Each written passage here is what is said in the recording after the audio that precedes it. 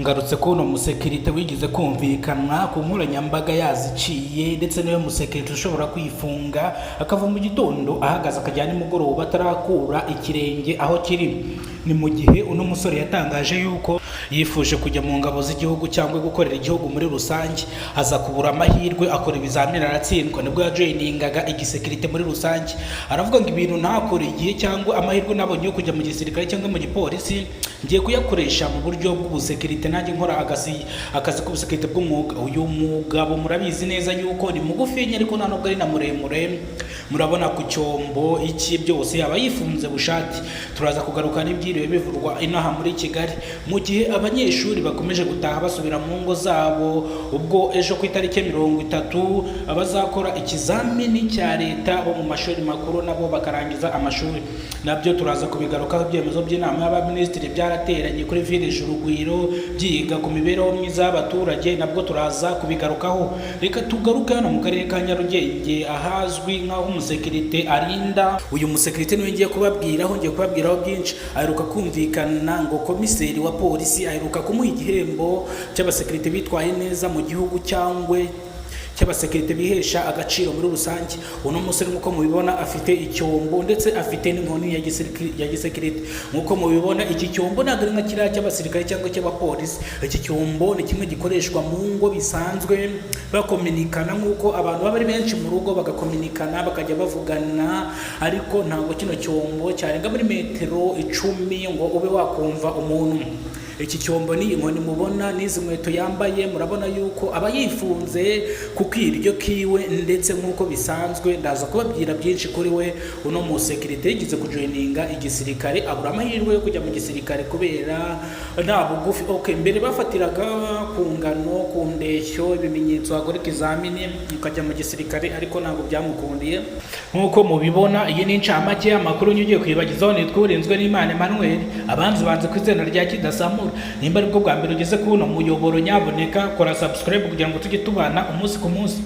Ikitugenza ni ukubabwira amateka y'uno musekirite cyangwa imyitwarire yiwe mu kazi ka kinyamwuga akora.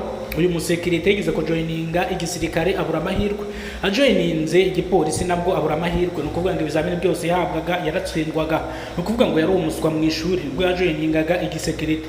Igisekirite nta kintu cya danje gisaba. Igisekirite uragenda ugakora ikosi ry'ukwezi kumwe, warangiza ukahita ujya mu kazi. Nibwo n'umusekirite yafashe icyemezo cyo kujya gukora nk'abasirikare cyangwa nk'abapolisi, akajya ahagarara neza nk'abapolisi cyangwa abasirikare bari kuri patrouille cyangwa bari kuri parade. Nibwo umukuru wa polisi, komiseri wa polisi yamucagaho. Ubwa mbere arakomeza aritambukira, ubwa kabiri amuciyeho asanga niko akunda umwana ababanye amuterera isari. Nibwo komiseri wa polisi yakomeje kuvuga ngo uriya musore mu mucunge, murebe imyitwarire yewe uburyo akoramo akazi ke. Nibwo uyu musore yaje guhabwa igihembo na polisi, komiseri wa polisi, ubwo yahabwaga miliyoni 2.5 bakamwemerera ko azajya kwiga igisirikare hanze mu bihugu byo hanze. Ariko nongeye kubabwira ko uyu musekirite arahari, ntabwo yagiye kwiga igisirikare.